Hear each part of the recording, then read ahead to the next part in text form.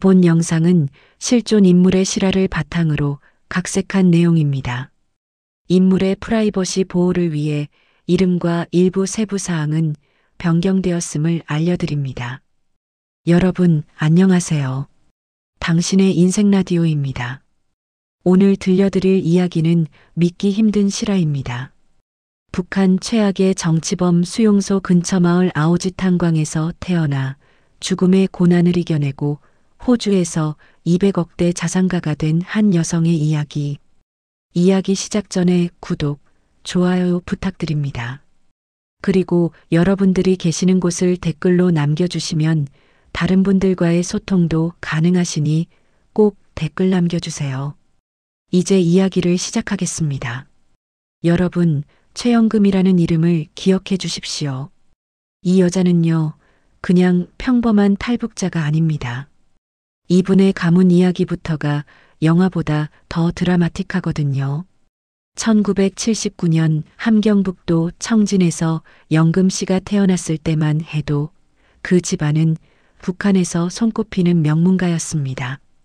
영금 씨의 할아버지, 이분이 보통 분이 아니셨어요. 일제강점기 시절 조선의 유망한 마라토너였습니다. 그것도 그냥 평범한 선수가 아니라 베를린 올림픽 금메달리스트 송기정 선수의 후배이자 연사 파트너였던 실력자셨죠. 할아버지는 젊은 시절 송기정 선수와 함께 훈련을 하셨대요. 새벽 5시면 어김없이 일어나서 함께 한강변을 뛰었다고 합니다. 송기정 선수가 자네, 오늘따라 발이 가볍네라고 말하면 할아버지는 형님, 저도 오늘은 날아갈 것 같습니다 하고 답하곤 하셨대요. 1936년 베를린 올림픽 국내 예선전. 할아버지는 송기정 선수와 함께 뛰었습니다. 비록 올림픽 본선에는 가지 못했지만 송기정 선수가 금메달을 따던 그날, 할아버지는 라디오 앞에서 눈물을 흘리셨다고 합니다. 형님이 해냈다. 우리 조선이 해냈다. 그날의 감격을 평생 가슴속에 간직하셨죠. 해방 후에 할아버지는 북한에 남으셨어요. 그때만 해도 북한이 이렇게까지 막장으로 갈 줄은 아무도 몰랐거든요. 오히려 소련의 지원을 받아서 남한보다 잘 살 거라고 많은 사람들이 생각했습니다. 할아버지의 운동 경력과 애국심 덕분에 그 집안은 북한에서도 대접을 받았습니다. 청진에 큰 집을 하사받았고 할아버지는 체육 관련 일을 하시면서 존경받는 삶을 사셨어요. 영금 씨의 아버지도 그런 환경에서 자랐습니다. 좋은 교육을 받았고 성실하고 똑똑한 청년으로 성장했죠. 그런데 문제는 아버지의 성격이었어요. 아버지는 불의를 못 참는 성격이셨습니다. 잘못된 건 잘못됐다고, 옳은 건 옳다고 말씀하시는 분이셨죠. 1960년대 후반 아버지가 20살이 되던 해였습니다. 당시 북한은 김일성 개인 숭배가 극에 달하던 시기였어요. 어느 날 아버지가 다니던 공장에서 정치 학습 시간이 있었습니다. 강사가 나와서 이렇게 말했대요. 위대하신 수령님께서 태어나실 때 하늘에서 쌍무지개가 떴고 제비가 조선의 별이 탄생했다는 쪽지를 물어왔습니다. 다들 고개를 끄덕이며 그렇습니다. 그렇습니다. 를 외치는데 영금 씨 아버지가 손을 들었어요. 동무, 제비가 어떻게 글을 쓸 수 있습니까?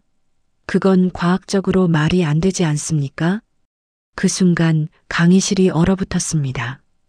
강사의 얼굴이 새하얗게 질렸고 옆에 있던 동료들이 황급히 아버지의 입을 막았어요. 야, 미쳤냐? 입 닥쳐. 그날 저녁 보안원들이 집으로 들이닥쳤습니다. 김철수 동무, 반동 사상을 가진 것으로 의심됩니다. 따라오시오.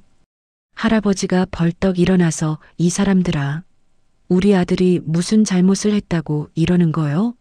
나는 송기정 선수와 함께 뛴 사람이요. 우리 집안을 이렇게 대접할 수 있소? 라고 소리쳤지만 소용없었습니다. 1970년대 북한에선 송기정이고 뭐고 다 소용없었어요. 김일성을 의심하는 순간 당신은 끝입니다. 다행히 할아버지의 명예와 친척들의 탄원 덕분에 아버지는 총살이나 정치범 수용소 행은 면했습니다. 하지만 대가를 치러야 했죠. 김철수 가족은 아오지로 추방한다. 아오지. 그 이름만 들어도 북한 사람들은 벌벌 떨었습니다. 아오지는 북한 최북단에 있는 탄광 마을이에요. 여기는 정치범 수용소는 아니지만 정치범 수용소 바로 옆에 붙어 있는 곳입니다. 사실상 감옥이나 마찬가지죠. 한번 들어가면 거의 살아나올 수 없는 곳. 영금 씨 가족은 청진의 큰 집을 빼앗기고 트럭에 실려 아오지로 끌려갔습니다. 청진에서 아오지까지는 약 100km. 하지만 그 100km는 천국에서 지옥으로 가는 거리였습니다. 트럭이 산을 넘고 또 넘어 북쪽으로 올라갈수록 집들은 점점 허름해지고 사람들의 표정은 어두워졌어요. 마침내 도착한 아오지. 할아버지가 트럭에서 내리시면서 하신 말씀을 아버지께서 항상 말씀해 주셨습니다. 영금 씨는 그 말을 평생 잊을 수가 없습니다. 이게 조선인가? 내가 태극기를 가슴에 달고 뛰었던 그 조선이 이렇게 됐단 말인가? 할아버지의 눈에서 눈물이 흘러내렸습니다. 영금 씨가 태어난 건 그로부터 6년 후였습니다. 1979년 아오지의 허름한 움막집에서요. 영금 씨는 태어나면서부터 지옥을 경험한 겁니다. 아오지에서의 삶. 그건 삶이라고 부를 수도 없는 거였어요. 매일 새벽 4시면 사이렌이 울립니다. 탄광으로 출근하라는 신호죠.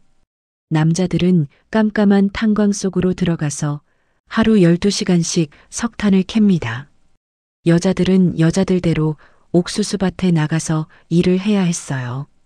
아무리 배가 고파도 옥수수 한 알입에 넣으면 그건 인민의 재산을 훔친 도둑이 되는 겁니다. 영금 씨가 아직 어렸을 때였어요. 할아버지가 돌아가셨습니다. 송기정 선수와 함께 뛰었던 그 다리로 국내 예선을 밟았던 그 발로 7순이 다 된 노구를 이끌고 아오지 탄광에서 강제 노역에 시달리시다가 무너진 갱도에 깔려서 돌아가신 거예요. 갱도 지지대를 세우는 일을 하시다가 사고를 당하신 겁니다. 할아버지의 장례식 날 영금 씨는 어머니가 통곡하는 소리를 들었습니다. 조선의 영웅이셨던 아버님이 이렇게 가시면 안 됩니다. 하지만 아무도 위로해주지 않았어요. 아오지에선 매일 사람이 죽었으니까요. 할아버지가 돌아가신 후 영금 씨네 집안은 더 힘들어졌습니다.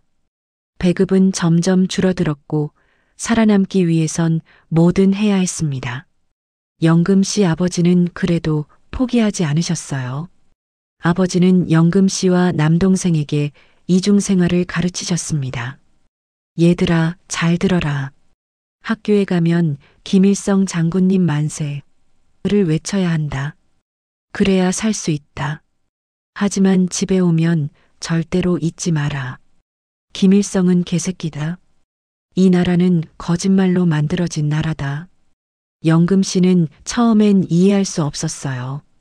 학교에선 장군님께서는 우리의 태양이십니다라고 배우는데 집에 오면 아버지가 저 개새끼는 우리를 노예로 만들었다고 하시니까요. 하지만 나이가 들면서 영금 씨는 아버지의 말씀이 맞다는 걸 깨달았습니다. 학교에서 배운 건 전부 거짓말이었어요. 우리는 세상에서 가장 행복한 나라라고 배웠지만 실제로는 매일 굶주리고 있었잖아요. 아버지는 보안원이 올 때를 대비해서 영금 씨와 동생에게 망을 보게 했습니다. 보안원 중에 말대가리라는 별명을 가진 작자가 있었어요.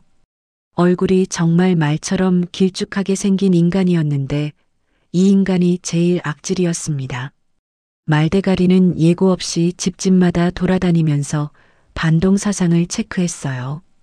김일성 초상화가 먼지가 쌓였는지 신문에 김일성 사진을 실수로 접었는지 이런 걸 검사하는 거죠. 영금 씨는 집 앞 골목에서 놀다가 말대가리가 오는 게 보이면 재빨리 뛰어가서 아버지에게 알렸습니다. 아버지, 말대가리 온다. 그럼 아버지는 황급히 감추던 편지나 물건들을 마루 밑에 숨기고 평범한 표정으로 문을 열었죠. 아, 보안원 동무. 어서 오십시오. 오늘도 인민들을 위해 수고하십니다.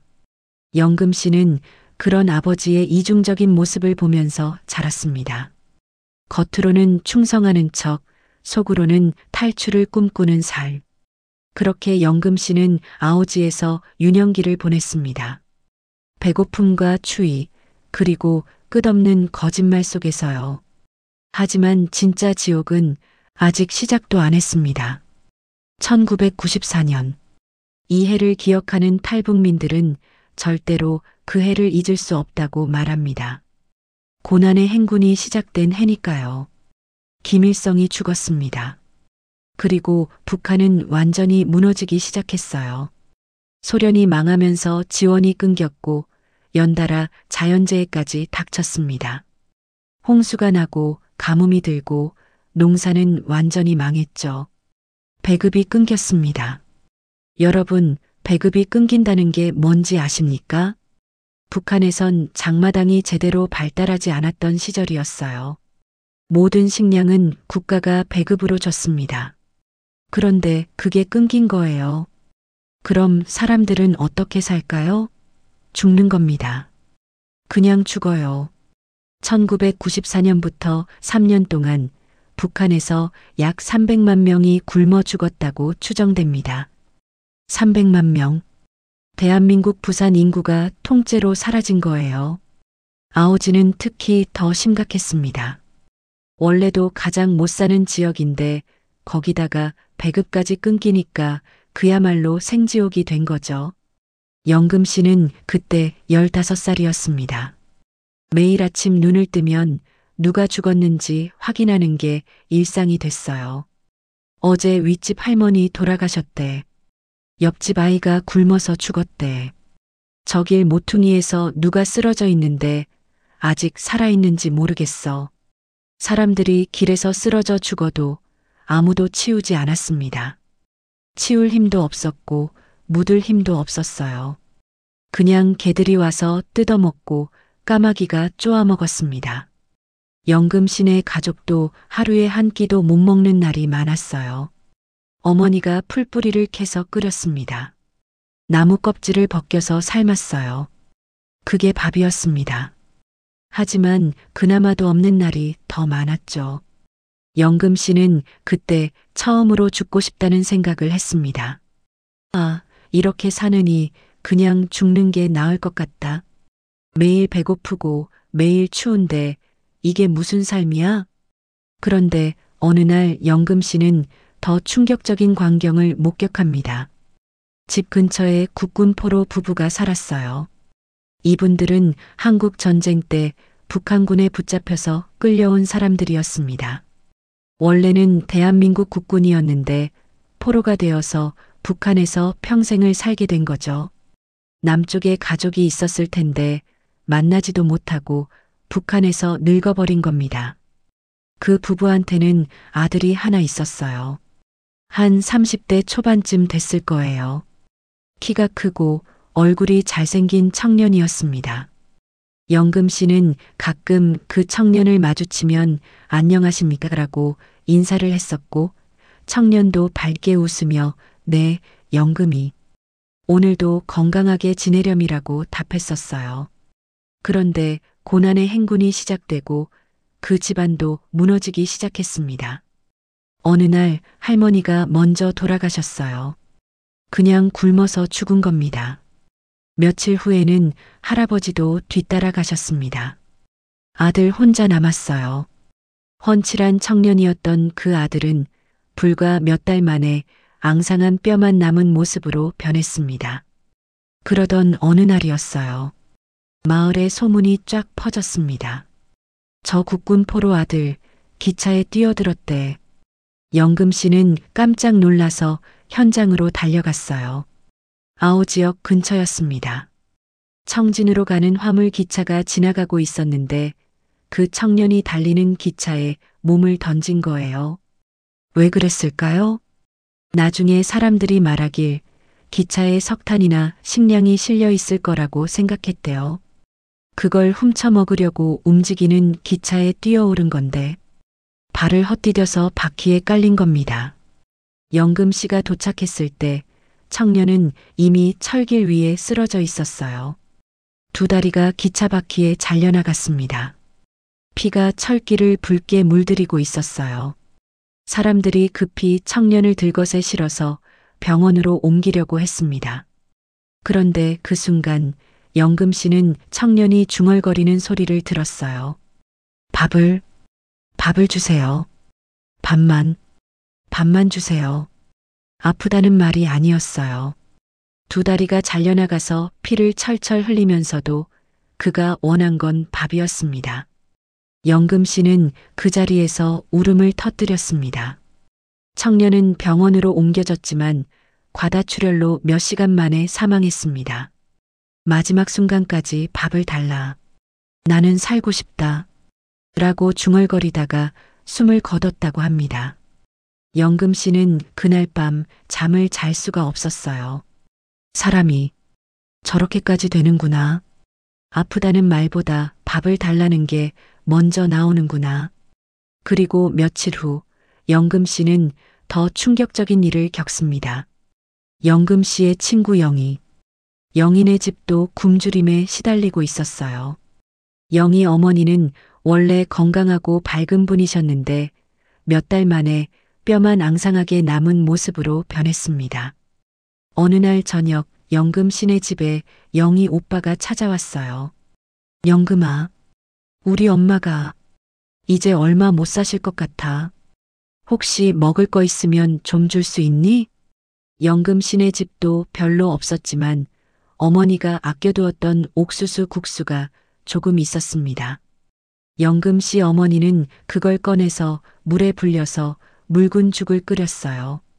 그리고 그걸 그릇에 담아서 영금 씨에게 주면서 말했습니다. 영금아, 이거 영희네 집에 빨리 갖다 드려라. 어머님이 드시게. 영금 씨는 그 귀한 국수죽 그릇을 두 손에 꼭 쥐고 영희네 집으로 뛰어갔어요. 겨울이라 날씨가 엄청 추웠는데 영금 씨는 죽이 식을까봐 옷 속에 품고 뛰었습니다. 영희네 집 문을 두드렸어요. 영희야, 영희 오빠, 문 열어. 국수죽 가져왔어. 문이 열렸습니다. 영금 씨가 방 안으로 들어갔는데 영희 어머니는 이미 눈을 감고 계셨습니다. 이불을 덮고 누워 계신데 숨을 쉬지 않으셨어요. 어머니가 영희와 오빠가 어머니 곁에서 울고 있었어요. 그리고 영희 아버지는 울지 않고 있었습니다. 영금 씨가 죽을 내밀면서 말했어요. 아저씨, 이거 국수죽인데 어머니 드시라고. 그 순간이었습니다. 영희 아버지의 눈빛이 번쩍 변했어요. 마치 굶주린 짐승의 눈빛이었습니다. 영희 아버지가 갑자기 손을 뻗어서 영금 씨가 들고 있던 죽 그릇을 낚아챘습니다. 아! 영금 씨가 깜짝 놀라서 뒤로 물러났어요. 영희 아버지는 그 죽그릇을 들고 아내의 시신이 누워있는 바로 그 앞에서 허겁지겁 국수죽을 먹기 시작했습니다. 숟가락도 안 쓰고 그릇을 입에 대고 들이켰어요. 후루룩 후루룩 국수를 입에 넣고 씹는 소리, 삼키는 소리가 방 안에 울려 퍼졌습니다. 영희와 오빠는 아버지를 멍하니 쳐다봤어요. 영금 씨도 그 자리에서 얼어붙었습니다. 평소에 영희 아버지는 아내를 정말 사랑하는 사람이었어요. 인꼬 부부였습니다. 아내가 힘들어하면 등을 쓰다듬어주고 자기 배급도 아내에게 양보할 정도로 다정한 남편이었어요. 그런 사람이 아내가 죽은 지 1시간도 안 돼서 아내의 시신 앞에서 죽을 먹고 있는 겁니다. 슬퍼할 겨를도 없이 눈물 흘릴 여유도 없이 그냥 먹는 거예요. 영희 아버지가 그릇을 다 비우고 나서 혀를 내밀어 그릇 안쪽까지 핥았습니다. 그리고 나서야 정신이 든 듯 주변을 둘러봤어요. 영희와 오빠가 공포에 질린 눈으로 자기를 보고 있고 영금 씨가 울먹이며 서 있는 걸 봤습니다. 영희 아버지의 얼굴이 일그러졌어요. 나는. 하지만 뭐라 변명할 수도 없었죠. 영금 씨는 그 집을 뛰쳐나왔습니다.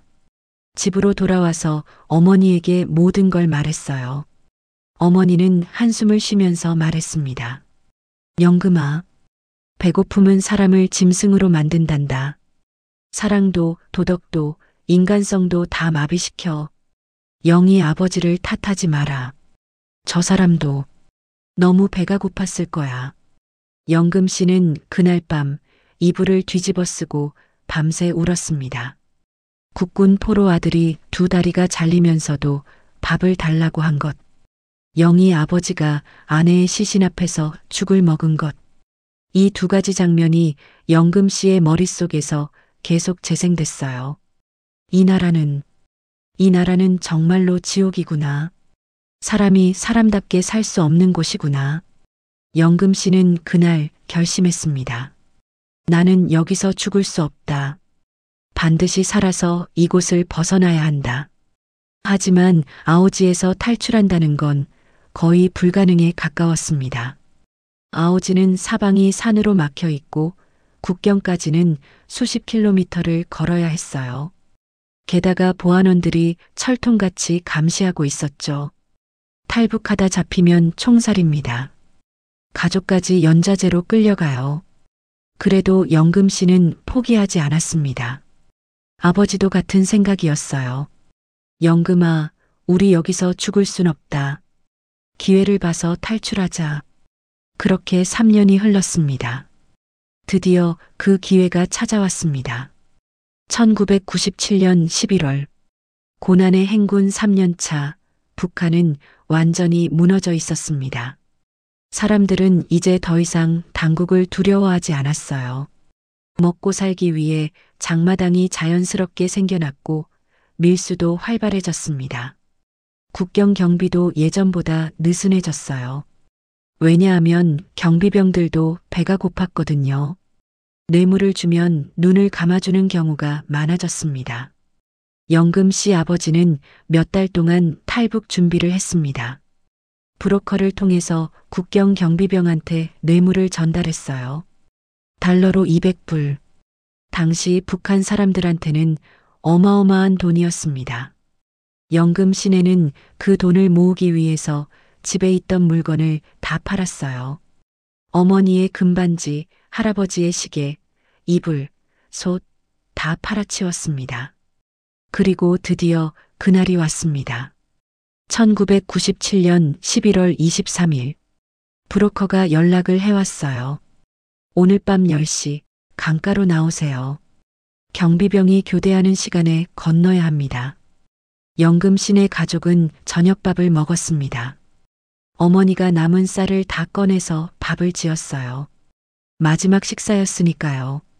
영금 씨는 밥을 먹으면서 눈물이 났습니다. 이 집을 떠나면 다시는 못 올 거야. 이게 마지막이야. 저녁 8시쯤 아버지가 큰 못을 꺼내 들었습니다. 그리고 집 대문으로 나가더니 대문짝에다 못을 박기 시작했어요. 탕, 탕, 탕. 대문을 못으로 고정시켜버리는 겁니다. 영금 씨가 물었어요. 아버지, 왜 못을 박으세요? 아버지가 돌아보며 말했습니다. 영금아, 이 못은 우리 다짐이다. 다시는 이 집으로, 이 지옥으로 돌아오지 않겠다는 다짐이야. 못을 박아서 문을 잠그는 건 과거를 잠그는 거다. 어머니도 울먹이며 고개를 끄덕였어요.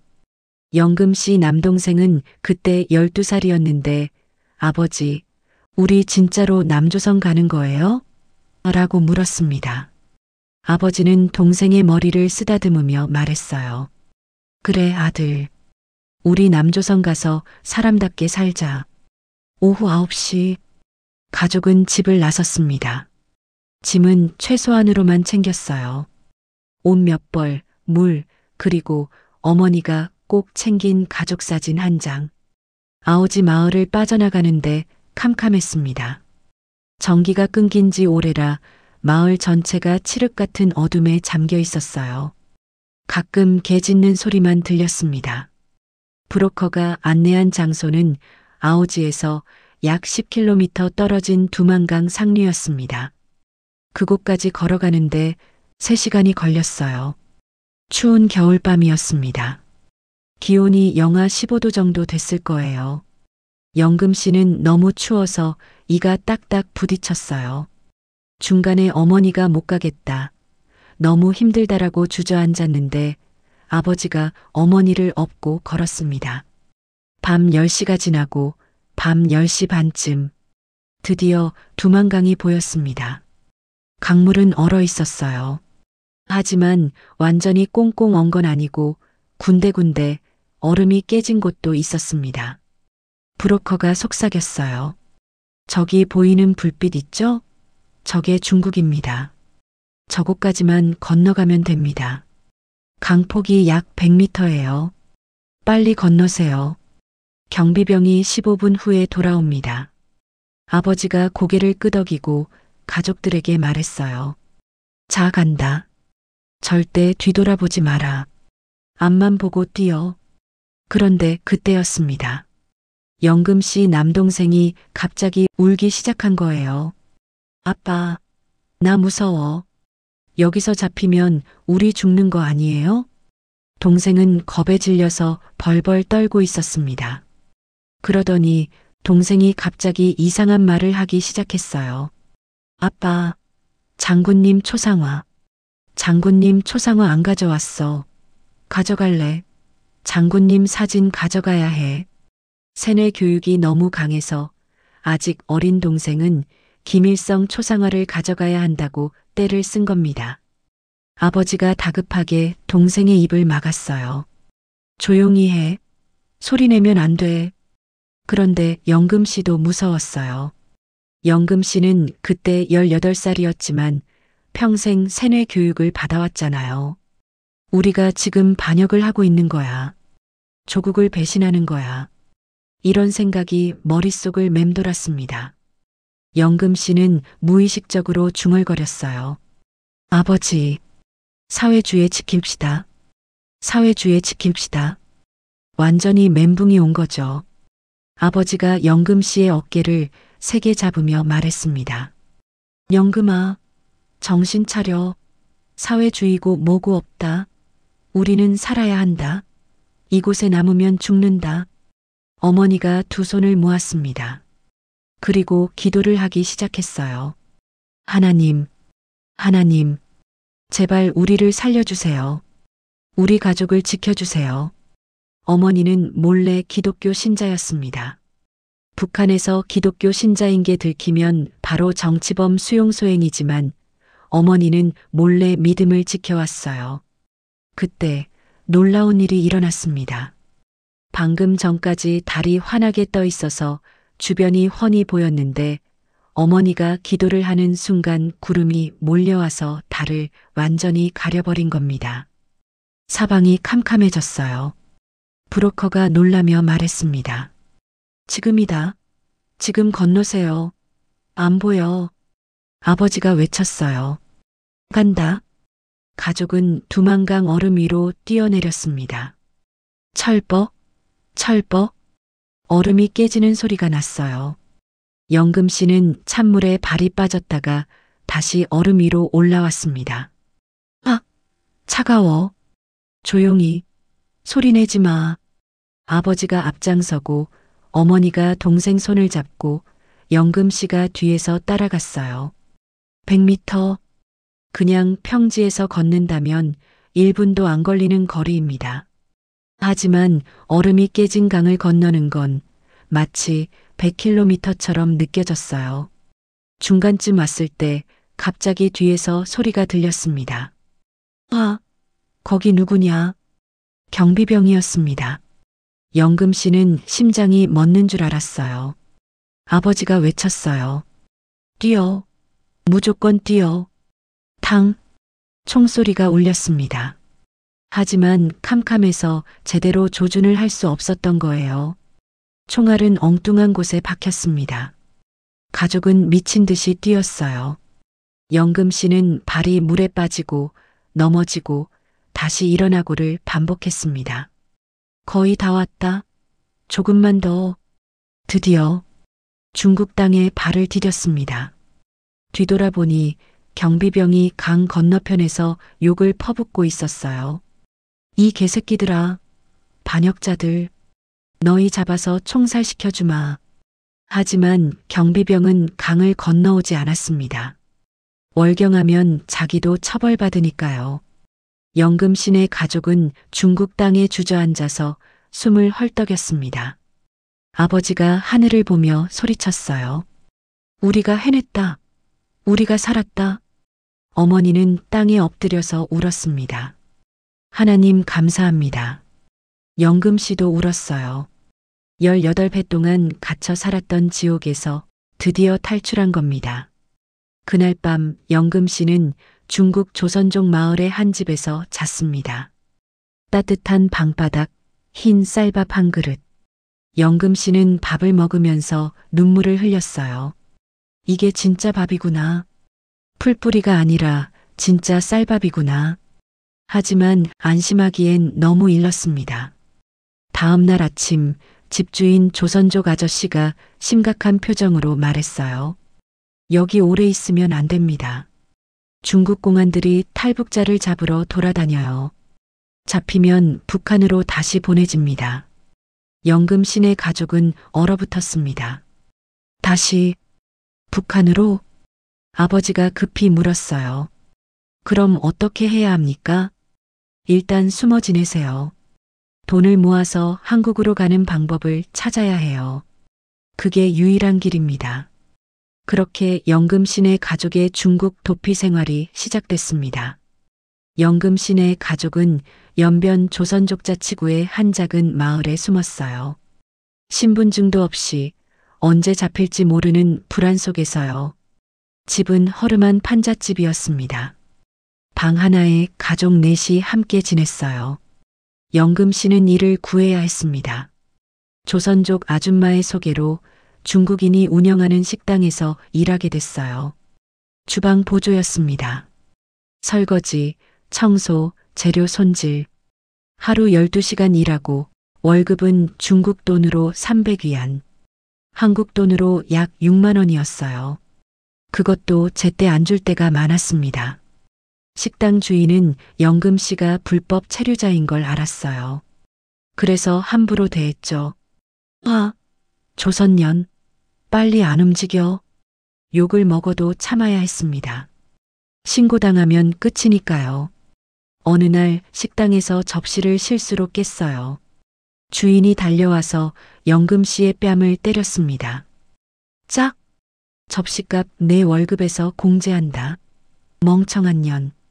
영금 씨는 뺨을 감싸 쥐고 고개를 숙였어요. 참아야 해. 우리 가족이 살아야 해. 그날 밤 영금 씨는 판잣집으로 돌아와서 울었습니다. 어머니가 영금 씨의 뺨을 쓰다듬으며 말했어요. 영금아, 엄마가 무능해서 미안하다.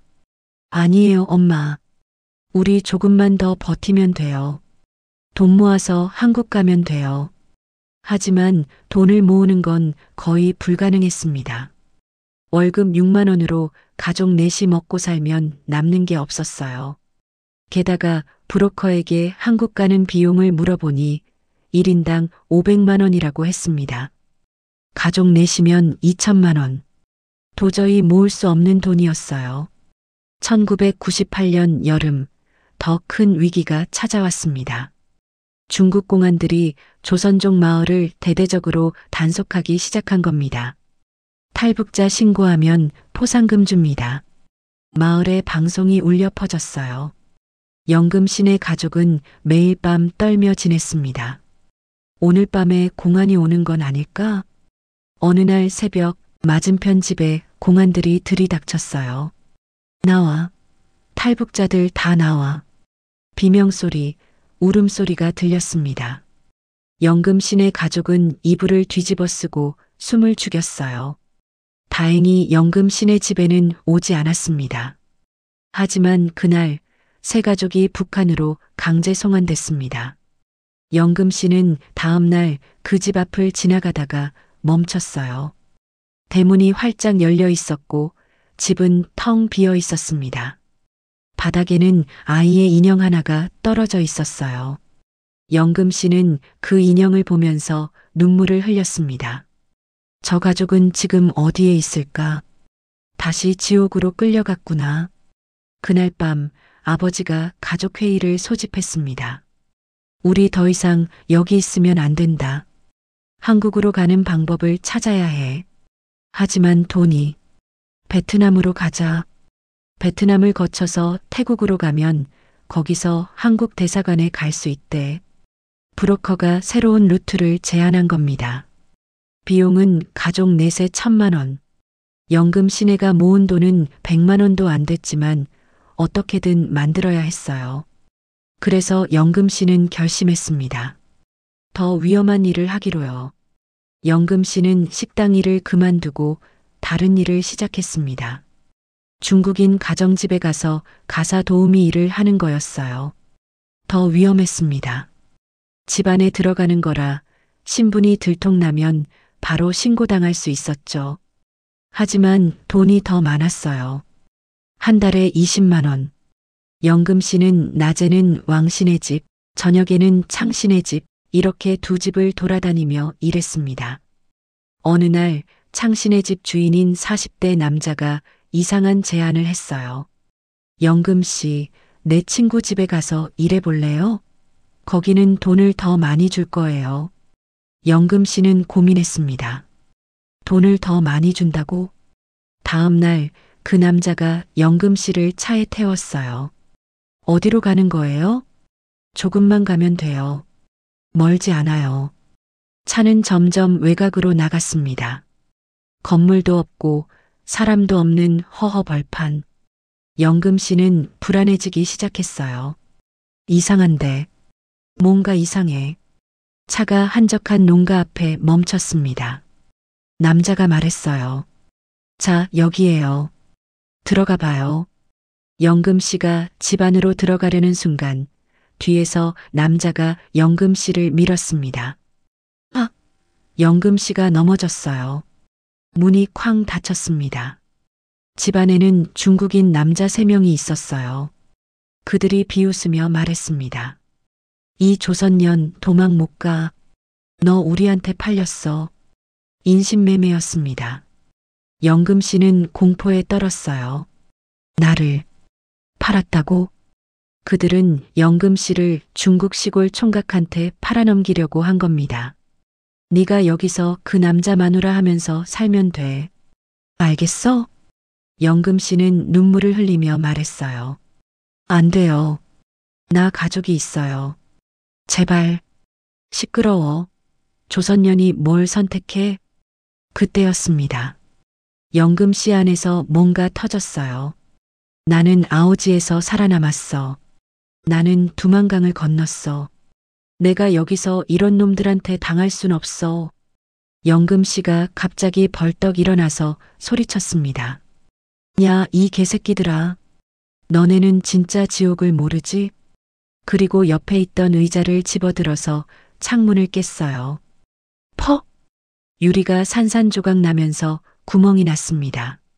남자들이 당황하며 달려들었지만 영금 씨는 깨진 창문으로 몸을 던졌어요. 유리에 팔이 긁혔지만 상관없었습니다. 영금 씨는 미친 듯이 뛰었어요. 전연잡아. 남자들이 뒤쫓아왔습니다. 영금 씨는 논밭을 가로질러 뛰고 또 뛰었어요. 얼마나 뛰었을까? 마침내 큰 길이 보였고 트럭 한 대가 지나가고 있었습니다. 영금 씨는 도로 한가운데로 뛰어들어 손을 들었어요. 제발, 제발 도와주세요. 트럭이 급정거했습니다. 운전사가 창문을 열고 소리쳤어요. 뭐 하는 거야? 영금 씨는 울면서 말했어요. 저 좀 태워주세요. 제발요. 운전사는 조선족 아저씨였어요. 뒤에서 남자들이 쫓아오는 걸 본 운전사는 상황을 파악했습니다. 빨리 타. 영금 씨가 트럭에 올라탔고 트럭은 빠르게 출발했습니다. 영금 씨는 트럭 안에서 울었어요.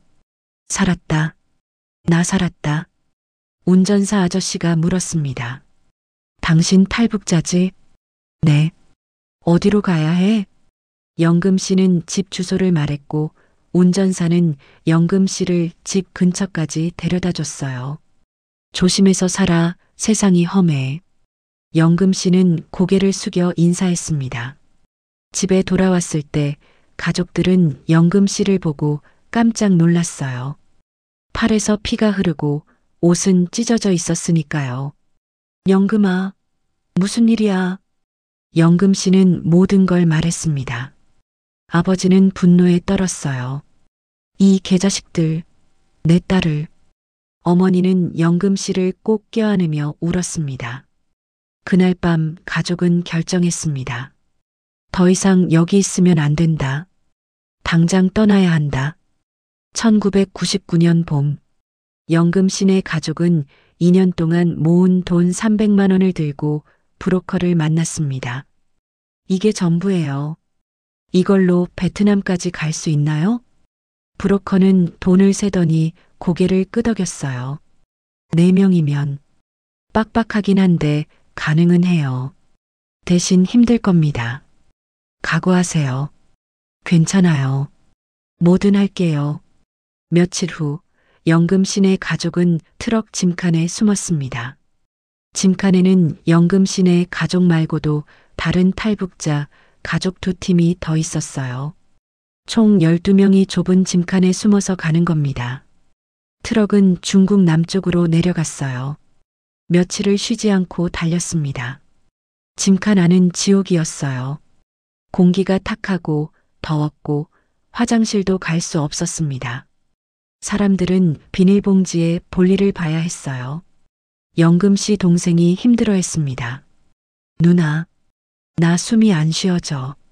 참아, 동생아. 조금만 더 참아. 3일째 되던 날 트럭이 갑자기 멈췄습니다. 사람들이 긴장했어요. 검문소인가? 하지만 다행히 브로커가 짐칸을 열었습니다. 잠깐 쉬어요. 빨리.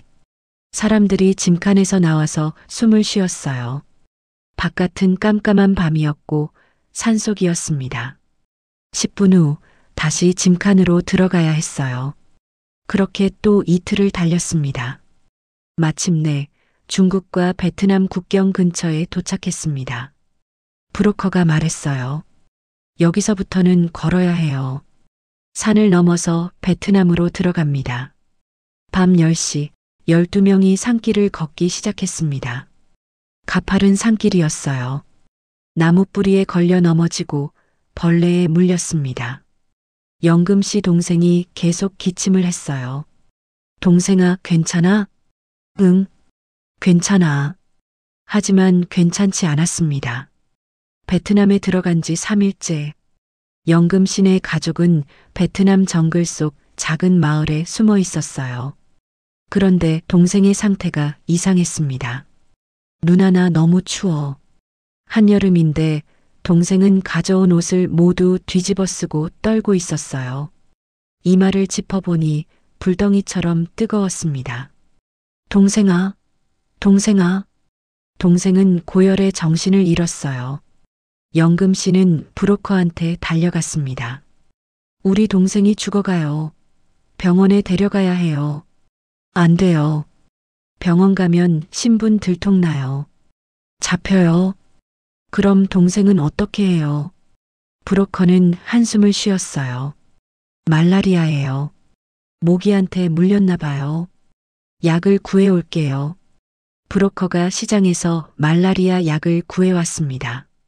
하지만 약을 먹여도 동생은 나아지지 않았어요. 고열이 3일째 계속됐습니다. 동생은 헛소리를 했어요.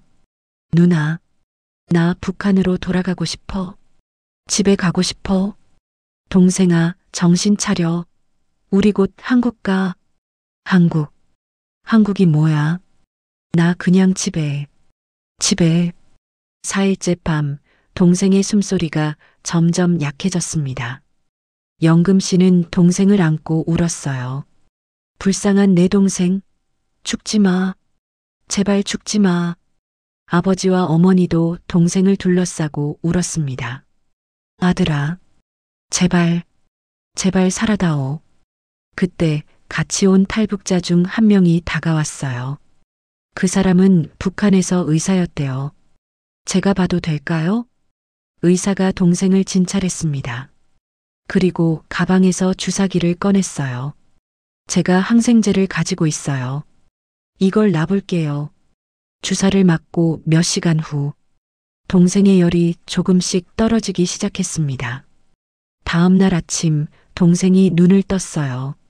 누나, 동생아. 영금 씨는 동생을 꼭 껴안았습니다. 동생은 살아났습니다. 영금 씨는 그 의사 아저씨에게 몇 번이고 고개를 숙였어요. 감사합니다. 정말 감사합니다. 의사 아저씨는 웃으며 말했죠. 우리 다 같은 처지잖아요. 서로 도와야지. 그렇게 동생은 회복했고 가족은 다시 여정을 이어갔습니다. 2000년 가을, 영금 씨네 가족은 베트남을 거쳐 태국에 도착했습니다. 태국에는 탈북자들을 위한 비공식 난민 보호소가 있었어요. 거기서 6개월을 기다렸습니다. 한국 대사관과 연락이 닿기를 기다리는 시간이었죠. 그 6개월 동안 영금 씨는 다른 탈북자들의 이야기를 많이 들었어요. 나는 가족이 북한에서 다 죽었어요. 나 혼자만 살아남았어요. 내 아내는 중국에서 인신매매로 팔려갔어요. 나는 혼자 왔어요. 우리 아들은 탈북하다가 총에 맞아 죽었어요. 슬픈 이야기들이었습니다. 영금 씨는 생각했어요. 우리 가족은 운이 좋은 거구나. 냈다 살아서 여기까지 왔으니까. 2001년 봄, 드디어 한국 대사관에서 연락이 왔습니다. 가족 모두 한국 입국이 승인됐습니다. 영금 씨네 가족은 울었어요. 며칠 후 비행기를 탔습니다. 생전 처음 타보는 비행기였어요. 영금 씨는 창밖을 내다봤습니다. 구름 위를 날고 있었어요. 이게 하늘이구나. 내가 하늘을 날고 있구나. 몇 시간 후 비행기가 착륙했습니다. 4년. 1997년 11월 두만강을 건넌 지 꼬박 4년 만이었습니다. 2001년 봄 인천공항. 영금 씨는 공항 바닥에 주저앉아서 울었어요. 우리가 정말로 대한민국에 왔구나. 하지만 한국에서의 삶도 녹록지 않았습니다. 하나원. 탈북민들이 한국 사회에 적응하기 위해 거쳐야 하는 교육시설이에요. 영금 씨네 가족은 3개월 동안 하나원에서 지냈습니다. 한국어 교육, 문화 교육, 직업 교육. 영금 씨는 열심히 배웠어요. 이제 진짜 사람답게 살 수 있겠지? 하지만 현실은 달랐습니다. 하나원을 나와서 서울에 정착 지원금을 받았어요. 가족당 2천만 원 정도. 그 돈으로 전세방을 얻고 생활을 시작했습니다. 영금 씨는 일자리를 찾았어요. 면접을 보러 갔습니다. 안녕하세요. 저는 말투가 특이하네요. 어디 출신이세요? 저는 북한에서 왔어요. 면접관의 표정이 변했습니다. 아, 네. 그러시군요. 연락드리겠습니다. 떨어졌습니다. 다음 면접도 그 다음 면접도 떨어졌어요. 탈북자는 적응이 안 될 것 같아서요. 우리 회사는 남한 사람만 뽑습니다. 차별이었습니다. 영금 씨는 결국 식당 일을 시작했어요. 한식당 주방에서 설거지와 청소를 했습니다. 시급 4,000원. 하루 10시간 일하면 4만 원. 영금 씨는 악착같이 일했습니다. 그런데 어느 날 식당 주인 아줌마가 영금 씨를 불렀어요. 영금 씨, 미안한데 손님들이 북한 사람이 일하는 거 불편해한대요. 네. 그러니까 다른 데 알아보는 게 어때요? 해고였습니다. 영금 씨는 그날 집에 와서 울었어요. 나는 북한 지옥에서 탈출했는데 여기서도 차별받는구나. 하지만 영금 씨는 포기하지 않았습니다. 다른 식당, 다른 공장, 여기저기 옮겨다니며 일했어요. 그렇게 3년이 흘렀습니다. 2004년 가을, 영금 씨는 강남의 한 일식당에서 일하고 있었어요. 어느 날 저녁 손님 한 명이 들어왔습니다. 30대 초반의 남자였는데 양복을 입고 있었어요. 영금 씨가 물을 갖다 주면서 인사했습니다. 어서 오세요. 남자가 영금 씨를 쳐다봤어요. 그리고 미소를 지었습니다. 안녕하세요. 그날 이후 그 남자는 일주일에 2~3번씩 식당에 왔어요. 항상 영금 씨가 서빙하는 자리에 앉았습니다. 한 달쯤 지나서 남자가 영금 씨에게 말했어요. 제 이름은 성민이에요. 회사원이고요. 혹시 다음에 식사 한번 같이 할 수 있을까요? 영금 씨는 당황했습니다. 아, 이상한 뜻은 아니에요. 그냥 친구로 밥 한번 먹자는 거예요. 영금 씨는 고민했어요. 내가 탈북자라는 걸 알면 어떻게 하지? 하지만 성민의 눈빛이 진지했어요. 좋아요. 첫 만남은 식당 근처 카페였습니다. 성민이 물었어요. 영금 씨는 어디 출신이세요? 말투가 조금 특이하셔서. 영금 씨는 솔직하게 말했습니다. 저는 북한에서 왔어요. 탈북자예요. 성민은 잠시 놀란 표정을 지었습니다. 하지만 곧 웃으며 말했죠. 그래서요? 그게 뭐 어때서요? 네. 북한에서 왔든 남한에서 태어났든 다 똑같은 사람이잖아요. 영금 씨는 웃을 때 정말 예뻐요. 그리고 강해 보여요. 영금 씨는 그날 처음으로 웃었습니다. 진심으로요. 그 후로 두 사람은 자주 만났어요. 성민은 영금 씨의 이야기를 들었습니다. 아오지의 지옥, 탈북의 과정, 중국에서의 고난. 성민은 영금 씨의 손을 잡으며 말했어요. 당신은 정말 대단한 사람이에요. 나는 당신을 존경해요. 1년 후인 2005년 두 사람은 결혼했습니다. 작은 결혼식이었지만 영금 씨는 행복했어요. 나도 이제 평범한 사람처럼 사는구나. 결혼 후 영금 씨와 성민은 서울 변두리에 작은 아파트를 얻었어요. 성민은 회사를 다녔고 영금 씨는 식당 일을 계속했습니다. 2006년 첫 아이가 태어났어요. 딸이었습니다. 2008년 둘째 아들이 태어났습니다. 영금 씨는 아이들을 키우면서 행복했어요. 하지만 마음 한구석에는 항상 불안이 있었습니다. 아이들이 유치원에 가면서부터 문제가 생기기 시작했어요. 어느 날 딸이 유치원에서 울면서 돌아왔습니다. 엄마, 애들이 나보고 이상하대. 왜? 무슨 일 있었어? 엄마가 북한 사람이라고 애들이 놀려. 영금 씨는 가슴이 아팠습니다. 내 아이들까지 차별을 받는구나. 성민도 힘들어했어요. 회사에서 영금 씨가 탈북자라는 게 알려지자 동료들이 수군거렸거든요. 성민 씨 부인이 북한 사람이래? 와, 대단하네. 나는 못하겠다. 하지만 성민은 영금 씨를 지켰습니다. 내 아내를 욕하는 사람은 용서 못해. 그렇게 10년이 흘렀습니다. 2015년, 영금 씨는 40대 중반이 됐어요. 딸은 초등학교 3학년, 아들은 1학년이 됐습니다. 어느 날 저녁, 성민과 영금 씨는 대화를 나눴습니다. 여보, 우리 이대로 계속 사는 게 맞을까? 무슨 말이야? 나는 아오지에서 탈출할 때 다짐했어. 진짜 자유롭게 살겠다고. 근데 여기선 아직도 탈북민이라는 꼬리표가 따라다녀. 아이들도 놀림받고. 성민이 영금 씨의 손을 잡았어요. 그래. 나도 생각했어. 우리 새로운 곳에서 시작해보는 거 어때? 호주는 어떨까? 이민자들이 많은 나라잖아. 거기선 우리도 새로운 출발을 할 수 있을 거야. 영금 씨는 깜짝 놀랐어요. 호주? 당신 영어도 못하잖아. 나도 못하고. 배우면 되지. 당신은 아오지에서 살아남았잖아. 호주쯤이야. 영금 씨는 망설였습니다. 하지만 성민의 눈빛이 진지했어요. 여보, 우리 아이들을 위해서라도. 거기선 아무도 우리가 탈북민인지 모를 거야. 우리 그냥 평범한 가족으로 살 수 있어.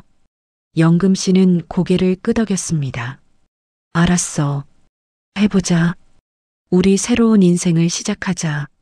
그렇게 영금 씨네 가족은 한국에서의 14년을 정리하고 호주로 떠날 준비를 시작했습니다. 2015년 여름 인천공항. 영금 씨는 14년 전 이곳에 도착했던 날을 떠올렸어요. 그리고 이제는 또 다른 곳으로 떠나는 겁니다. 이번엔 진짜 자유를 찾을 수 있을까? 비행기가 이륙했습니다. 영금 씨는 창밖을 보며 생각했어요. 아오지에서 중국으로, 중국에서 베트남으로, 베트남에서 태국으로, 태국에서 한국으로, 이제는 호주로. 내 인생은 왜 이렇게 계속 도망치는 걸까? 하지만 이번엔 달랐습니다. 이번엔 도망이 아니라 도전이었으니까요. 2015년 영금 씨네 가족은 호주로 이민을 갔습니다. 어떻게 갔을까요? 남편 성민이 뒤늦게 호주에서 회계 공부를 하겠다며 학생 비자를 신청한 겁니다. 영금아, 내가 호주에서 회계사 자격증을 따면 우리 영주권을 받을 수 있어. 새로운 인생을 시작하는 거야.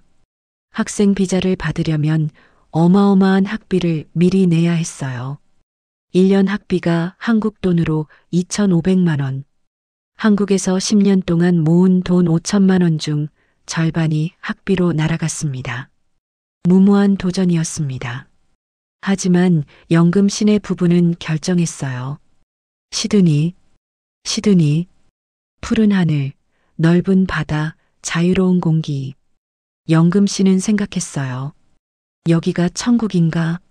아오지 지옥에서 여기까지 오다니. 하지만 호주에서의 첫 시작은 생각보다 훨씬 더 가혹했습니다. 영금 씨네 가족이 호주에 도착했을 때 손에 쥔 돈은 한국 돈으로 2,500만 원 정도였어요. 원래 5천만 원을 가져갔는데 남편의 1년 학비로 2,500만 원이 이미 날아간 상태였습니다. 게다가 호주는 물가가 비쌌어요. 집을 구하는데 보증금만 1,000만 원이 들어갔습니다. 남은 돈 1,500만 원으로 가족 4명이 1년을 버텨야 했어요. 게다가 남편은 학교를 다녀야 하니까 풀타임으로 일을 할 수도 없었습니다. 영금 씨와 남편은 일을 구하러 다녔습니다. 하지만 문제가 있었어요. 영어를 못했습니다. I, work, want, please. 영금 씨의 서툰 영어를 듣고 식당 사장님들은 고개를 저었어요. 미안하지만 영어 할 줄 아는 사람이 필요해요. 한 달 동안 50군데 넘게 찾아다녔지만 다 거절당했습니다. 돈은 점점 바닥나고 아이들은 배고파했어요. 영금 씨는 절망했습니다. 이렇게 될 줄 알았으면 한국에서 그냥 살 걸. 그런데 어느 날 한국인이 운영하는 청소회사에서 연락이 왔어요. 영어 못해도 돼요. 청소만 잘하면 돼요. 하루 5시간, 시급 15불. 영금 씨는 즉시 하겠습니다. 라고 대답했습니다. 그렇게 영금 씨는 청소부가 됐어요. 새벽 5시에 일어나서 시드니 시내 오피스 빌딩을 청소했습니다. 화장실 변기를 닦고 쓰레기통을 비우고 바닥을 걸레질했어요. 한국에서는 식당 주방에서 일했던 영금 씨가 이제는 다른 사람들의 화장실을 청소하는 겁니다. 처음엔 자존심이 상했어요. 나는 아오지에서 살아남은 사람인데 이렇게까지 해야 하나. 하지만 영금 씨는 이를 악물었습니다. 아니야. 이건 시작일 뿐이야. 여기서 포기하면 안 돼. 남편 성민도 일을 구했어요. 한국에서는 회사원이었던 성민이 호주에선 중국 식당 설거지를 하게 됐습니다. 시급 13불, 하루 6시간. 하지만 학생 비자, 신분이라 주 20시간 이상 일할 수도 없었어요. 두 사람이 벌어봤자 한 달에 300만 원 정도였어요. 집세 내고 나면 거의 남는 게 없었습니다. 게다가 내년에 또 내야 할 남편의 학비 2,500만 원이 머릿속을 짓눌렀죠. 아이들 학교 준비물도 제대로 못 사줬어요. 영금 씨는 밤마다 울었습니다. 여보, 우리가 잘못 선택한 거 아닐까? 학비 내느라 돈은 다 날리고 아이들한테 미안해. 성민도 눈물을 흘렸어요. 조금만 참자. 우리 영어 배우고 더 나은 일 찾으면 돼. 그러던 어느 날 청소 일을 마치고 오피스 빌딩 뒤편 쓰레기장을 지나가는데 피자 박스가 쌓여 있었어요. 박스를 열어보니 피자가 반쯤 남아 있었습니다. 직장인들이 점심으로 먹다가 버린 거였죠. 영금 씨는 주변을 둘러봤어요. 아무도 없었습니다. 영금 씨는 그 피자를 집어들었습니다. 아직 먹을 만해. 버리기엔 아까워. 영금 씨는 그 피자를 비닐봉지에 담아서 집으로 가져갔어요. 집에 와서 전자레인지에 데워서 아이들 저녁으로 줬습니다. 엄마, 피자다. 오늘 피자 먹어요? 아이들은 좋아했어요. 영금 씨는 웃으면서 대답했죠. 그래, 엄마가 특별히 준비했어. 하지만 영금 씨는 속으로 울고 있었습니다. 내가 아오지에서 풀뿌리를 먹다가 호주에서는 쓰레기통 피자를 먹이고 있네. 그날 밤 영금 씨는 남편에게 말했어요. 여보, 우리 가게를 하자. 뭐? 무슨 가게? 초밥집. 나 한국에서 일식당에서 일했잖아. 초밥 만들 줄 알아. 우리 초밥집 하자. 돈이 어딨어? 우리 지금 통장에 200만 원밖에 없어. 내년 학비도 못 내는데. 대출 받자. 그리고 친척들한테 빌리자. 당신 학교도 그만두고 우리 둘이 가게에 올인하는 거야. 이대로는 못 살아. 우리 자식들한테 쓰레기통 피자 먹일 순 없어. 성민이 영금 씨를 쳐다봤어요. 영금 씨의 눈빛이 불타오르고 있었습니다. 알았어. 학교는 나중에 다시 다니지 뭐. 지금은 살아남는 게 먼저야. 해보자. 우리 자식들을 위해서라도. 2016년 봄, 영금 씨 부부는 한국에 있는 친척들에게 돈을 빌렸어요. 총 5천만 원. 그리고 은행에서 대출도 받았습니다. 5천만 원 더. 총 1억 원으로 차이나타운에 작은 초밥집을 열었습니다. 가게 이름은 사쿠라 스시. 딱 10평 정도 되는 작은 가게였어요. 개업 첫날 손님이 3명 왔습니다. 영금 씨는 떨리는 손으로 초밥을 만들었어요. 안녕하세요. 와주셔서 감사합니다. 맛있게 드세요. 손님들이 초밥을 먹고 나서 말했어요. 와, 정말 맛있네요. 얼마예요? 15불입니다. 싸네. 다시 올게요. 영금 씨는 눈물이 날 것 같았어요.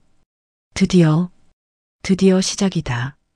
하지만 장사는 쉽지 않았습니다. 하루 매출이 30만 원 정도밖에 안 나왔어요. 재료비, 인건비, 집세 내고 나면 남는 게 거의 없었습니다. 게다가 동네 불량배들이 문제였어요. 2016년 여름부터 차이나타운 근처의 10대 백인 불량배들이 영금 씨네 가게를 괴롭히기 시작했습니다. 대부분 10대 중반 후반의 백인 애들이었어요. 학교도 안 가고 하루 종일 거리를 배회하면서 약한 사람들을 괴롭혔죠.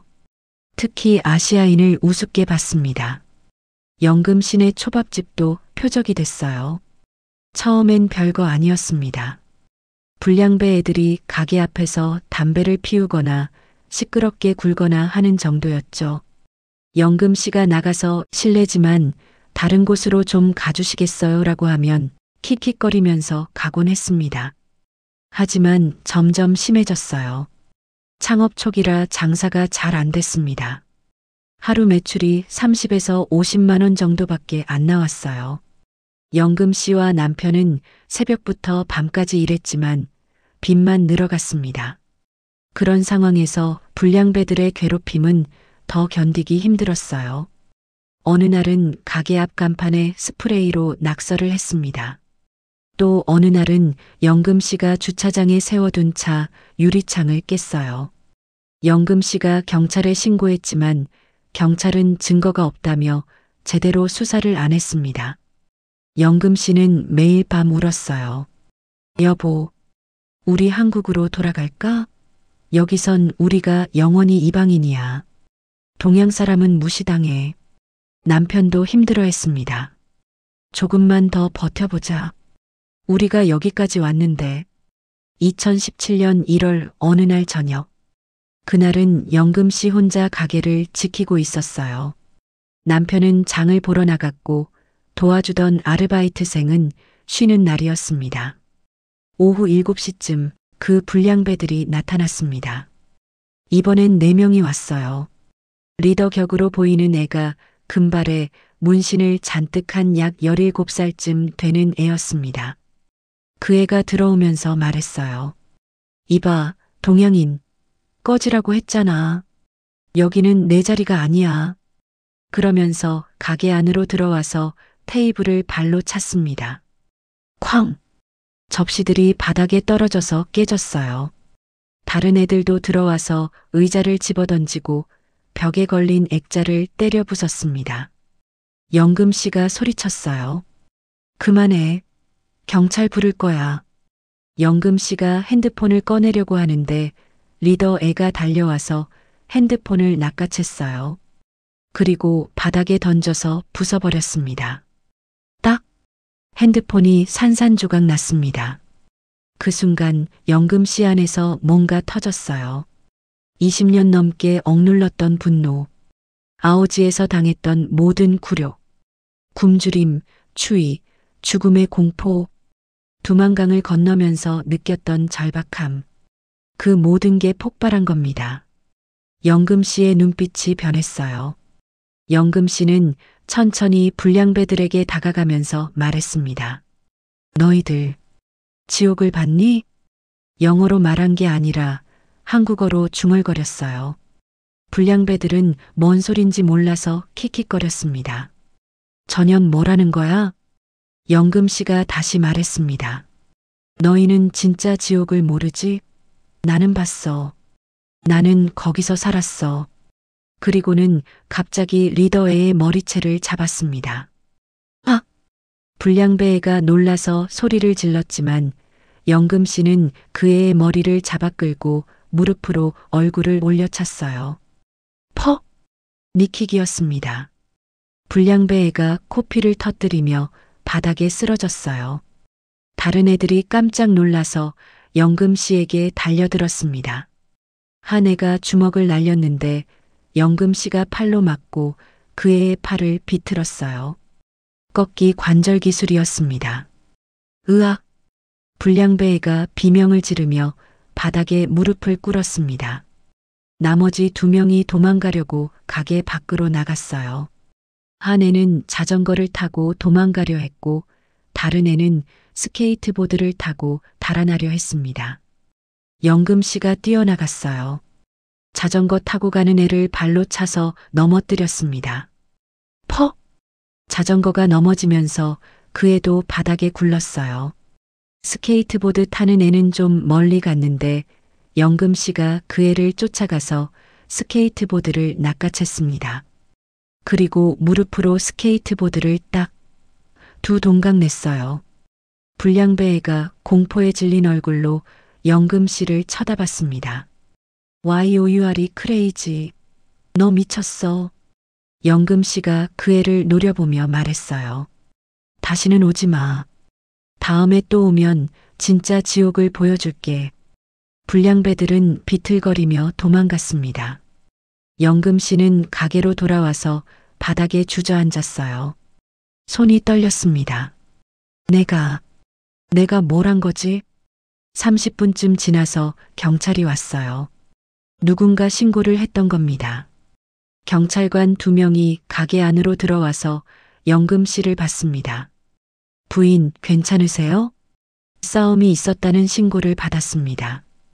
영금 씨가 상황을 설명했어요.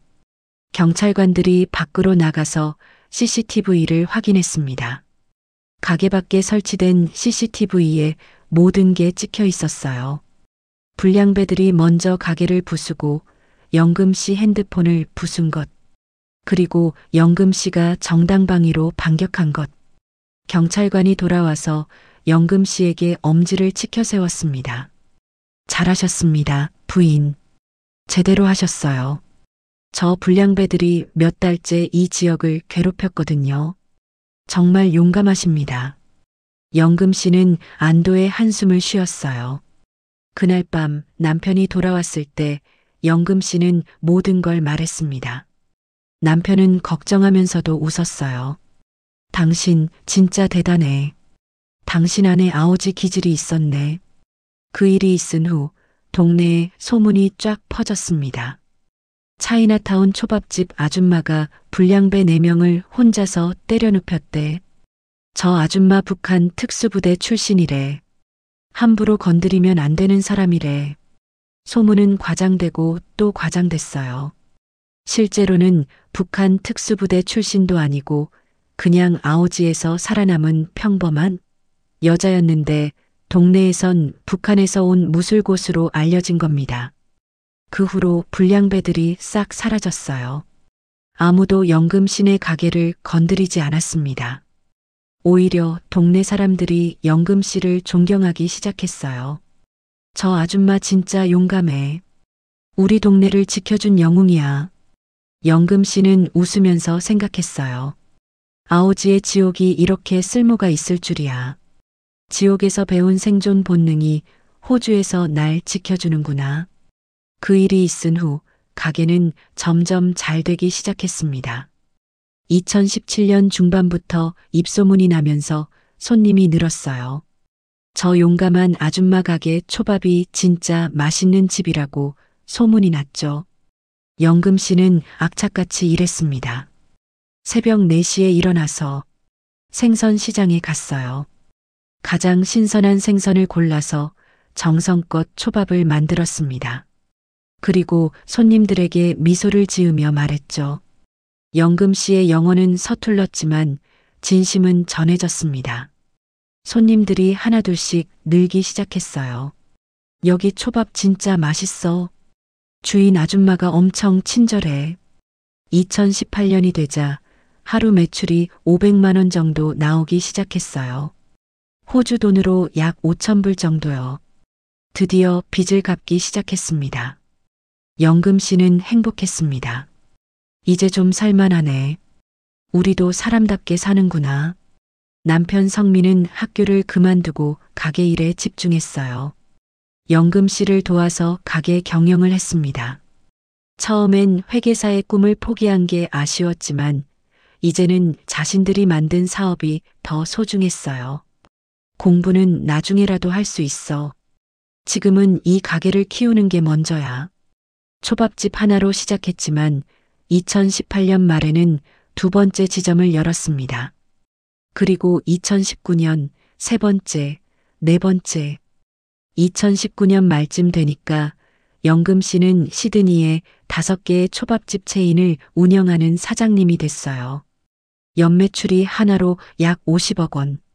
아오지에서 풀뿌리를 먹던 여자가 쓰레기통 피자를 주워 먹던 여자가 이제는 호주에서 성공한 사업가가 된 겁니다. 하지만 진짜 시련은 이제부터였습니다. 2020년 3월 코로나19 팬데믹이 전 세계를 강타했습니다. 호주도 예외가 아니었어요. 정부가 락다운을 선언했습니다. 식당은 문을 닫아야 했고 사람들은 집 밖으로 나올 수 없었어요. 연금신의 초밥집도 큰 타격을 받았습니다. 원래 하루 매출이 500만 원, 호주 달러로 약 5,000불 정도 나왔는데 코로나 이후로 하루 20만 원, 약 200불으로 뚝 떨어졌어요. 직원들 월급을 줄 수도 없었습니다. 연금씨는 대부분의 직원을 정리해고 할 수밖에 없었어요. 남은 건 연금씨와 남편 그리고 핵심 직원 2명뿐. 5개 지점 중 3개는 문을 닫았습니다. 연금씨는 밤마다 잠을 이룰 수가 없었어요. 이렇게 망하는 건가? 10년 넘게 쌓아 올린 게 이렇게 무너지는 건가? 남편과 매일 밤 회의를 했습니다. 여보, 우리 어떻게 해야 할까? 모르겠어. 코로나가 언제 끝날지도 모르고. 그런데 남편이 아이디어를 냈어요. 여보, 우리 배달을 해보면 어떨까? 요즘 사람들 집에만 있잖아. 우리가 직접 배달하면 어떨까? 연금씨가 고개를 가로저었어요. 배달? 호주에선 배달 문화가 발달하지 않았잖아. 그리고 배달 앱 수수료가 너무 비싸. 아니, 그게 아니라 우리가 직접 시스템을 만드는 거야. 온라인 주문 사이트를 만들고 우리가 직접 차로 배달하는 거지. 남편은 원래 IT 업계에서 일했던 사람이었어요. 남편이 밤을 새워서 간단한 온라인 주문 사이트를 만들었습니다. 고객이 사이트에 들어가서 초밥을 주문하면 연금씨가 만들어서 남편이 직접 차로 배달하는 시스템이었죠. 하지만 문제가 있었어요. 호주에선 코로나 때문에 사람들이 대면 접촉을 극도로 꺼렸거든요. 어떻게 접촉 없이 배달할 수 있을까? 연금씨가 아이디어를 냈습니다. 여보, 우리 드라이브 스루 방식으로 하면 어떨까? 공원 주차장에서 차 문으로 초밥을 건네주는 거야. 007 작전처럼. 남편이 눈을 반짝이며 말했어요. 그거 완전 좋은데? 연금씨는 즉시 실행에 옮겼습니다. 시드니의 한 공원 주차장을 빌렸어요. 그리고 SNS에 광고를 올렸습니다. 코로나 안전 배달, 드라이브 스루 초밥, 차에서 내릴 필요 없어요. 007 작전처럼 조용히 건네드립니다. 처음엔 반응이 없었어요. 역시 안 되는구나. 그런데 이틀 후 주문이 들어오기 시작했습니다. 첫날 3건, 둘째 날 7건, 셋째 날 15건. 일주일 후에는 하루 50건 이상의 주문이 들어왔어요. 호주 사람들이 이 드라이브 스루 초밥에 열광한 겁니다. 왜냐하면 호주에선 이런 방식의 배달을 아무도 안 했거든요. 연금 시내가 최초였어요. 고객들이 차를 몰고 공원 주차장에 오면 연금 씨가 마스크를 쓰고 나가서 차 창문으로 초밥을 건네줬습니다. 여기 있어요. 안전하게 지내세요. 정말 감사합니다. 이거 완전 멋지네요. 고객들이 SNS에 사진을 올리기 시작했어요. 오늘 드라이브 스루 초밥 먹었는데 대박이야. 입소문이 퍼지면서 주문이 폭발적으로 늘었습니다. 한 달 후 매출이 원래의 5배로 뛰었어요. 하루 매출이 2,500만 원, 호주 달러로 약 25,000불. 연금 씨는 믿을 수가 없었습니다. 여보, 우리가 해냈어. 코로나가 우리를 무너뜨리지 못했어. 남편도 눈물을 흘리며 말했어요. 당신 덕분이야. 당신의 아이디어가 우리를 살렸어. 연금 씨는 여기서 멈추지 않았습니다. 이 시스템을 더 키울 수 있어. 연금 씨는 배달 전문 회사를 따로 만들었어요. 퀵스시 딜리버리. 다른 식당들도 코로나 때문에 어려움을 겪고 있었거든요. 연금 씨는 다른 일식당, 중식당, 한식당들에게 제안했습니다. 우리 배달 시스템을 같이 쓰실래요? 수수료는 10%만 받을게요. 다른 식당 사장님들이 좋아하며 동참했어요. 시스템이 점점 커졌습니다. 2021년 연금씨의 배달 플랫폼은 시드니 전역 200개 식당과 제휴를 맺었어요. 고객 수는 10만 명을 넘어섰습니다. 2022년 호주 정부가 연금씨를 올해의 이민자 사업가로 선정했습니다. 시상식에서 장관이 연금씨에게 트로피를 주면서 말했어요. 최 여사님, 당신은 우리에게 회복력이 무엇인지 보여주셨습니다. 위기를 기회로 바꾸셨어요. 당신은 우리 모두에게 영감입니다. 연금씨는 단상에 올라가서 말했습니다. 감사합니다. 하지만 저는 여러분께 말하고 싶습니다. 저는 지옥에서 왔습니다. 진짜 지옥이요. 북한의 아오지라는 곳입니다. 저는 굶주림, 추위, 죽음을 이겨냈습니다. 그에 비하면 코로나는 아무것도 아니었어요. 지옥에서 살아남으면 당신은 무엇이든 이겨낼 수 있습니다. 청중들이 기립박수를 쳤습니다. 2023년 연금씨의 회사는 시드니를 넘어 멜버른, 브리즈번으로 확장했습니다. 연매출 200억 원, 직원 수 150명, 아오지에서 풀뿌리를 먹던 여자가 이제는 호주에서 연매출 200억대 기업의 CEO가 된 겁니다. 2025년 현재 연금씨는 시드니 해변이 보이는 고급 아파트에 살고 있습니다. 아침에 일어나면 발코니에서 푸른 바다를 바라봅니다. 커피를 마시면서 가끔 아오지를 떠올립니다. 내가 정말로 여기까지 왔구나. 연금씨는 요즘 북한 인권운동에도 참여하고 있어요. 탈북민들을 돕고 북한의 실상을 알리는 강연도 다닙니다. 여러분, 아오지는 아직도 존재합니다. 지금도 그곳에선 사람들이 굶어 죽고 있어요. 우리가 관심을 가져야 합니다. 연금씨의 남동생은 지금 호주 대학교에서 컴퓨터 공학을 공부하고 있습니다. 어머니와 아버지는 시드니에서 평화롭게 살고 계세요. 아버지는 가끔 연금씨에게 말합니다. 연금아, 내가 그때 대문의 못을 받길 정말 잘했지? 연금씨는 웃으면서 대답해요. 네, 아버지. 그 못이 우리를 자유롭게 만들었어요. 연금씨는 지금도 매일 새벽 5시에 일어납니다. 아오지에서 살던 습관이 아직도 남아 있어요. 하지만 이제는 탄광으로 가는 게 아니라 운동을 하러 갑니다. 해변을 달리면서 연금씨는 생각합니다. 할아버지, 저 여기까지 왔어요.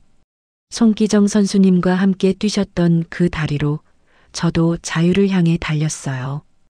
이제 저는 자유롭게 뛰고 있어요. 푸른 하늘 아래 연금씨는 오늘도 달립니다. 아오지의 지옥을 딛고 호주의 천국을 향해. 그녀의 이야기는 불가능을 가능으로 만든 기적입니다.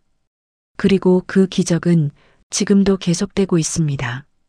여러분, 최연금씨의 이야기를 들으시면서 어떤 생각이 드셨나요? 지옥 같은 아오지에서 태어나 고난의 행군을 겪고 목숨을 걸고 두만강을 건너 호주에서 200억대 기업의 CEO가 되기까지 이 모든 게 한 사람의 인생에서 일어난 일입니다. 최연금씨는 말합니다. 저는 특별한 사람이 아닙니다. 그냥 살고 싶었을 뿐이에요. 사람답게 살고 싶었을 뿐입니다. 여러분도 지금 힘든 시간을 보내고 계신가요? 앞이 보이지 않는 어둠 속에 계신가요? 최연금씨의 이야기를 기억하십시오. 지옥에서도 살아남을 수 있다면 우리는 무엇이든 이겨낼 수 있습니다. 포기하지 마십시오. 당신의 두만강은 반드시 건널 수 있습니다. 당신의 천국은 반드시 찾아올 것입니다. 끝까지 시청해 주셔서 감사합니다. 당신의 인생 라디오에서는 인생의 경험담을 전해드립니다. 여러분의 작은 관심이 더 많은 분들에게 위로와 희망을 전할 수 있습니다. 또 다른 사연은 채널 재생 목록에서 확인하세요. 구독 버튼과 좋아요 꼭 부탁드립니다. 항상 건강하시고 행복하세요. 감사합니다.